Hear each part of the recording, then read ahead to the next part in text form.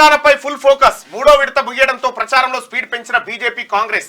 నేటి నుంచి మోదీ రాహుల్ ప్రియాంక పర్యటనలు. కాంగ్రెస్ అభ్యర్థులు ఎమ్మెల్యేలు ఇన్ఛార్జీలతో కేసీ వేణుగోపాల్ రివ్యూ.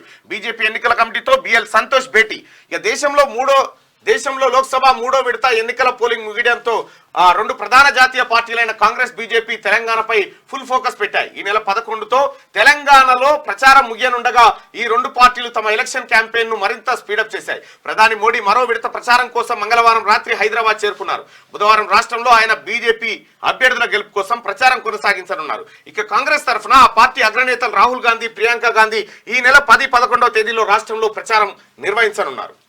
రాష్ట్ర నేతలకు దిశానిర్దేశం. రాష్ట్రంలో ఎన్నికల ప్రచారానికి మరో 4 రోజులు గడువు మాత్రమే మిగిలి ఉన్నది.